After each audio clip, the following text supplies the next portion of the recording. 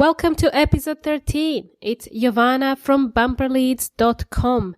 Today I am exploring outsourcing. I guess it's purely for selfish reasons as I'm looking to grow my team, but also to help business owners like yourselves fall in love with your business again by outsourcing tasks you probably hate doing in your business. My guest today runs a recruitment company that specializes in finding talent offshore. Her name is Linh Podetti and she runs Outsourcing Angel. Today we talk about the outsourcing model, especially how to tap into the offshore market. Linh also talks about the stigma attached around offshoring and some limiting beliefs we all have when it comes to outsourcing tasks. So if you've been stuck in a rut, maybe spinning your wheels in your business, maybe it is time to delegate and outsource those tasks. Let's tune in to find out why Linh believes in the offshore model. Let's get started.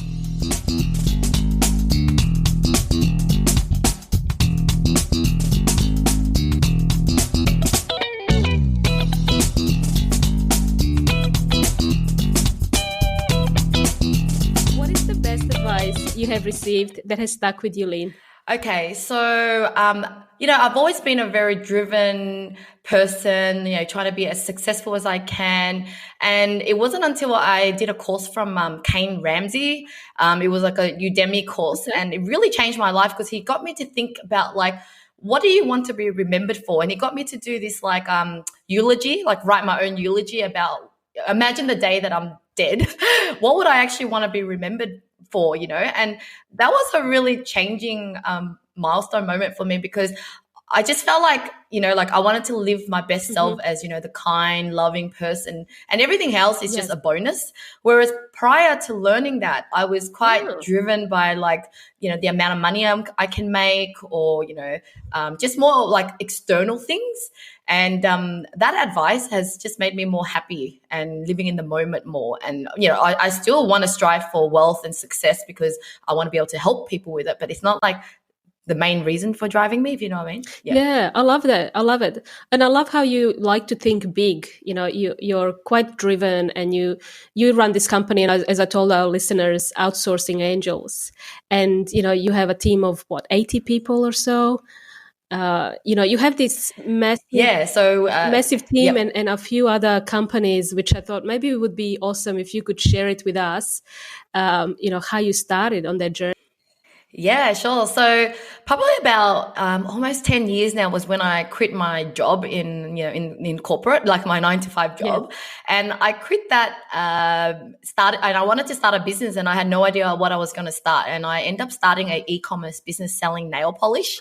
And I had no idea about business, marketing, outsourcing, nothing at all. But that was a good starting ground for me to learn about marketing, because I'm just needing to get my own business to succeed.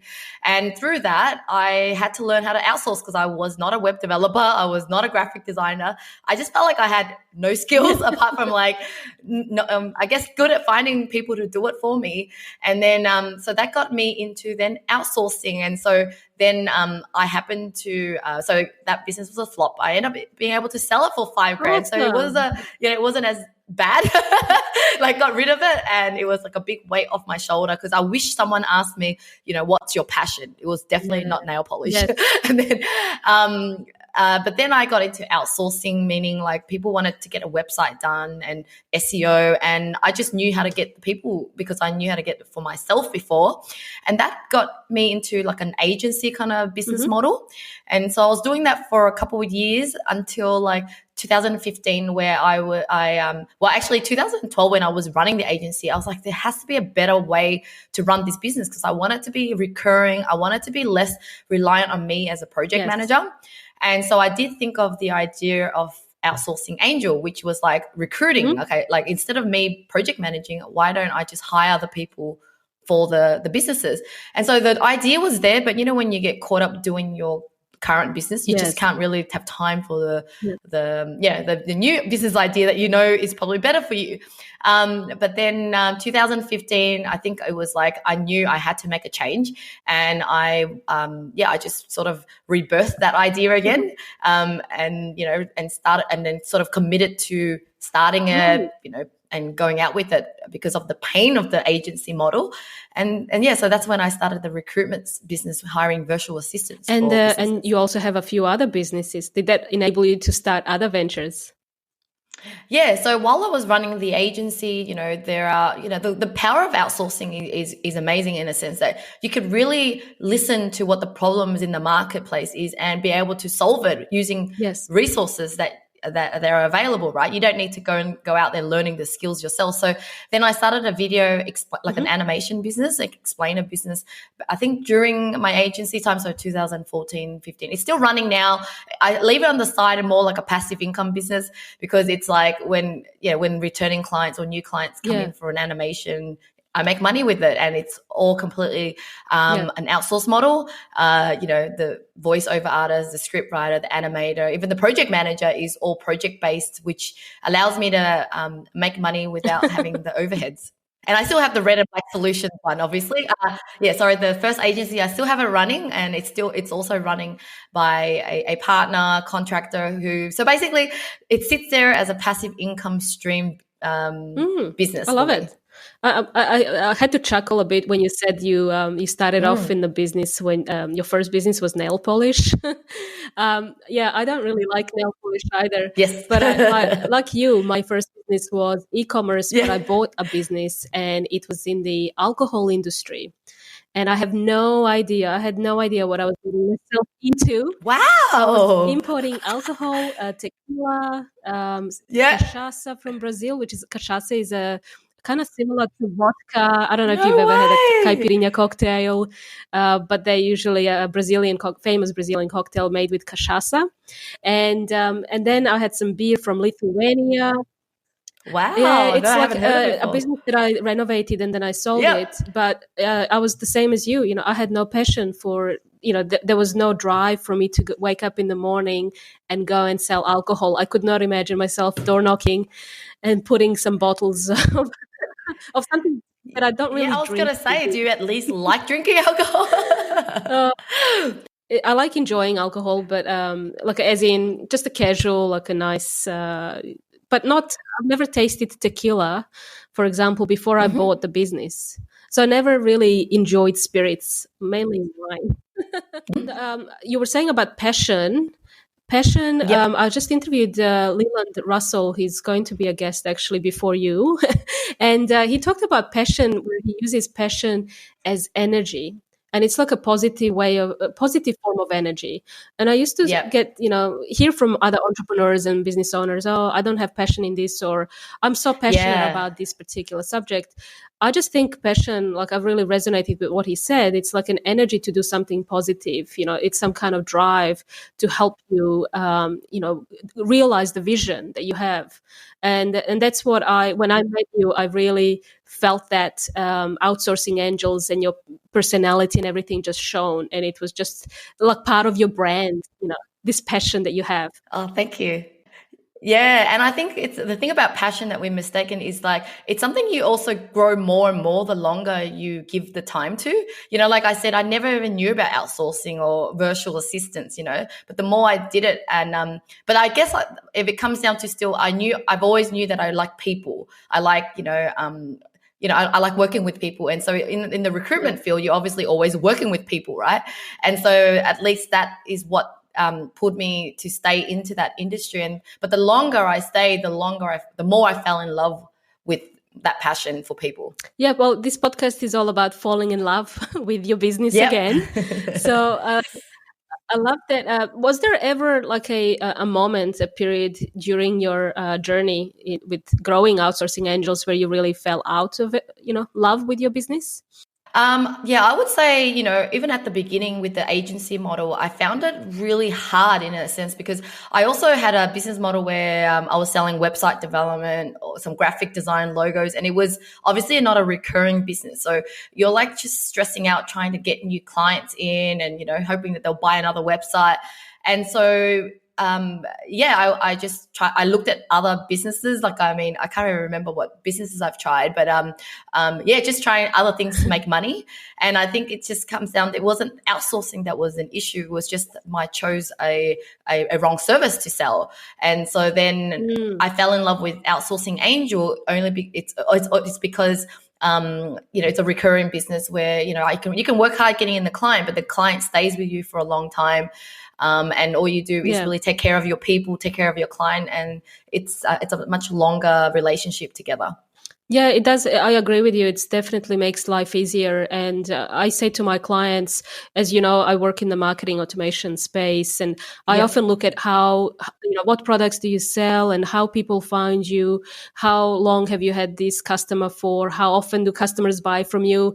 And when you look at and deconstruct their business, you go, oh, well, if you structured your products a combination of, let's say, a one-on-one, maybe a combination of recurring and a combination of passive income, then you have this nice balance as a business owner where you have some freedom, where you can focus on outsourcing. Yeah. Yeah, you just need to have a better business model that serves you and make it easier for you. And so Outsourcing Angels, you guys really specialize in helping business owners get their freedom back, essentially. Yes. Exactly. And so, in order to grow a business, you really need people. That's the only thing you can really leverage to get more time to do more things. Yeah. And nowadays there's just so much more social media channels to manage and all these new, strategies and things. And I really can't live without the team. Right. And so, our goal is to really free up the business owner's time to, eventually just spend time with your loved ones. Nowadays I get the fortunate opportunity to travel a lot, and it's because I dared to sort of grow the team and hire more and reinvest in the business, and to be able to take over all the roles that I used to do. When you're starting out, you do everything yourself. Yes. But then slowly you need to constantly challenge yourself to offload more and more and more. And every time you hire, you're always going to feel like, what if I don't make enough to pay for this person? But you tend to make more, because if you focus on, okay, I do need these people to grow, but now I'm going to spend all my time, working on business development and strategies and things. I never have regretted any of my hires. It's always given me more time back to grow more. Because that's interesting. Yeah, I feel like I'm in a phase where I need to start to outsource, really, make myself redundant as much as I can. Yes, exactly. For example, in today's 2 meetings I had back to back, I didn't have to be at these meetings. My team was able to hold them, present the information, talk about the technology implications of let's say integrating different CRMs, setting up funnels. I was just sitting back and listening, and I was going, wow. This really was a difficult time for me, remembering when I had my first technical staff person to actually pick up what I do. It took a year of patience and struggle for me as an entrepreneur to be patient enough to teach them. How would you go about really thinking about outsourcing as a business owner? What would you do first? It's always important to start somewhere. Don't try to think of every single task and try to create every single process before you really get help. Just as recent as a few months ago, I was getting into LinkedIn, and although the word LinkedIn is just one word, it involves so much things to do within LinkedIn, from connecting with people, following up emails. When you post something, there's comments of, replying to comments, but it's replying to other people. I just realized there was just so much in it, because I originally thought I could just do it myself, now that I've freed up a lot of time. But then once again, I can see that it's already repeating, that I'm spending, hours in it when I know that I could, do something else. Although, I knew it's important, but I knew that if a task is repeating it can be outsourced or delegated. And so, I got myself a VA, and I didn't have really a process, but what I did is I take her on and explain to her what how I've been doing it. We recorded the session as well, so she can watch it again. But we actually worked together to even come up with a system and process together as we're learning through this. So the limiting mindset is around I need to get everything sorted before I even hire.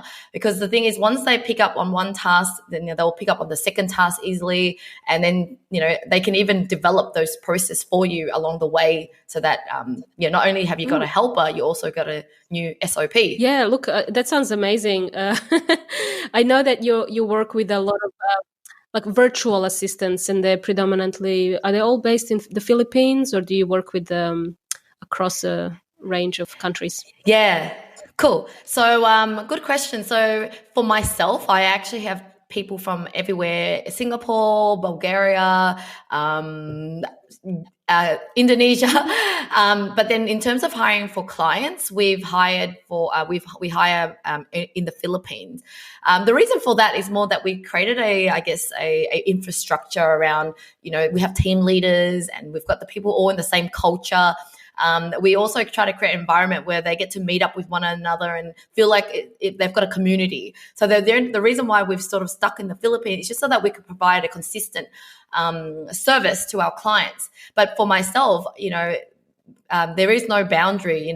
We're just looking for the great talent. As long as they can do great work and they can live anywhere, they can come into our team. So nowadays, I also have Australian staff that I've added on to do different things. So eventually, at the end of the day, eventually I want to help the whole world. For me, I to work from home locally, who I'll use for updates and not so much booking times and appointments and things like that. It's all automated in my business, but for tasks like graphic design or maintaining a website, that type of work that I hate doing, I just outsource it. Do you think that somebody who is looking to outsource, should they be should they know the task themselves before they can properly outsource that to someone? Yeah, I think the more you know about something, the more you're going to get better result or quality. You know what they're talking about, right? Like if you're doing something, like if you got into a website development and you don't really know anything about website, then it's harder for you to quality check it or know that it's the result that you're after.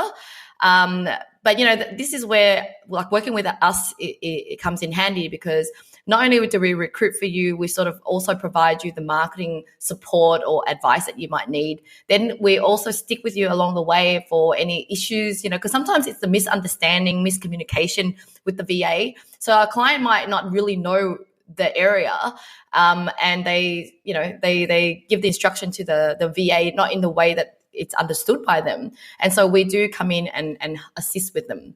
But I used to outsource myself and went through so many different hurdles myself. That's why I, fell in love with outsourcing and realized that the other business owners actually need help with outsourcing. Because, I myself also got ripped off by people that said they can do the work, but they can't, or, got me to pay them in advance and then, didn't do the work. So I actually experienced all the same sort of issues with outsourcing. And I also found that when you outsource on project-based, casual, you're going to risk the issues of when, reliability. Like when you need something done, you expect it to be done straight away, but you're only hiring them on an ad hoc basis. So they've got other clients, they've got other commitments. So you never really get that sort of dedication or someone really growing with you. And so our business model is more of an ongoing service, right? 20 hours or 40 hours a week. And the reason for that is we want you to get the best out of the people you're working with. If they're dedicated to working with you, they're just immersed in your business and spend so much time in it that they can, bring out a lot of results for you. No, I agree with that. And I've seen a lot of my clients, for example, who use VAs from overseas, where their expectation is that, for example, that they hire a very generalist VA, and they expect them to be good at everything. They expect them to be very clever and creative in graphic design and be a wizard with WordPress and create these super duper sales pages that you'll have to pay thousands of dollars for someone, someone who has a degree that has, done some digital marketing experience before can create. So how do you manage these expectations with business owners when you start a project? Yeah, sure. So as part of our process, we, go through a discovery session, finding out everything that a client wants. And yeah, there are certain times where they wanted like, this ninja, this Superman VA that can do everything. But this is where we, as an Australian-based project management team, we actually, explain to the clients what to expect, and, exactly what you said. We just explain to them that if, what is your priority? You want someone that's really good with the design, and you want them to know web development, but then you just need to accept that they're going to be not that great at development, like really average. But which one is your priority? And so we're the one that helps to bridge the gap between the freelancers and them, so that they don't have that mis-expectation and get disappointed. Because at the end of the day, it really does take just the experience being, working with different kind of marketing people, working with overseas people, that we're able to know, what to look out for, to be able to share with our clients on that. Can you give me an example of working with a client that you've been able to really transform their working life and make them, I guess, fall in love with their business again through outsourcing? Sure. I mean, I could think of a really great case study of this one client who we adore. He's been with us from the beginning, like 2015. He has local staff, actually. And so he's always had a team of locals. Never really, doesn't really understand outsourcing, but know that people out there are actually, working with overseas people. And he thought, I want to try it out, but he was scared. He was like, I'll just stick with locals. So he actually stuck with locals for a few years until he started to hear the benefits of, virtual staff from the Philippines. And so he came to us to help him hire his first person. And but what I really like about him is that he treats his VA like a local staff. He onboarded him like any normal staff, not just someone that you're just outsourcing overseas. And so, the VA has been with him for like 4 or 5 years. And every time we call him, he's always going, I love my VA. I hope she never leaves, And so the relationship has blossomed into something so beautiful, where she's actually been to Australia twice. Wow. She's on the way to come again as a visit. So they literally look after her, because they see her as someone that really adds so much value and so affordable. They've never really even discussed the price, because it's so obviously much cheaper than someone local. But she's actually an assistant to a few of the local staff. So a few of the local team share her as an assistant. So she does all the customer service, as well as calendar booking. A lot of admin things for the client. And so when we spoke to him, he's always like, I really see it as, how can I make my local team happy by giving them an assistant, rather than because sometimes we think that we can just throw everything to our team, but we forget that they also can get overwhelmed and everything's on their shoulder. But it's how can we dissect some of their task to someone cheaper overseas to be able to do. And so it was a really great success case. I know you talked about hiring overseas, and there's some people that really have this perception that if you buy cheap labor, you get cheap service, but that's not really the case. With the types of the quality stuff that you find for them. How do you deal with that? Sure. Once again, it's just a limiting belief. And I mean, to be fair, I still think local and overseas work really well together. They are complementary and they're different. I have my local marketing girl, but I want to make sure that because she's on a higher income, I want her to be working on more strategic tasks, coming up with the marketing ideas and project managing it, rather than actually, uploading content or scheduling the posts, etc. Right? And so a lot of times business owners don't see how to optimize the time. Because if you get your local staff who's on $30-40 an hour doing everything, then you're just not, making your hours efficient.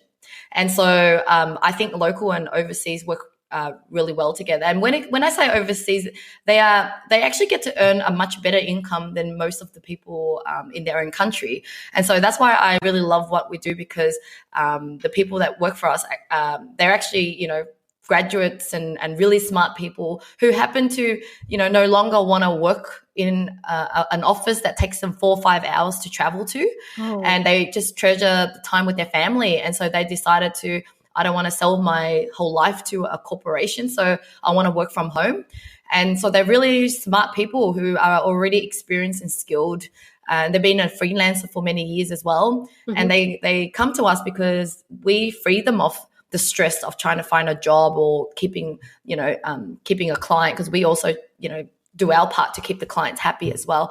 And so they're actually not cheap and crap. They're actually they get paid above the market rate. They are, well experienced and skilled. But of course, they're just more cheaper than the Australian pricing standard, but it's completely different country, so a different living standard. Yeah, we obviously can't earn their money and live over here.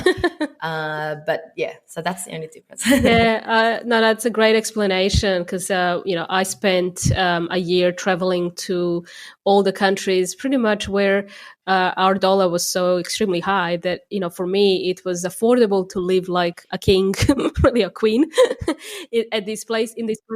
How long have you actually been running Outsourcing Angels now? Okay, so the idea came in 2012, but the proper launch was 2015. We see ourselves not just like a virtual assistant recruitment company, but it's really a social enterprise. Like, our mission is to create jobs for these mums and dads living in developing countries like the Philippines, be able to work from home and avoid the bad infrastructure over there, and make a great living. But then we don't want to stop there. We want to create a ripple effect where they also volunteer their time to work with our foundations that we've partnered with, where we teach the younger generation of kids who are actually coming from they're orphans or they're from disadvantaged homes, to learn computer skills so that they one day could become a VA and earn a good living for themselves.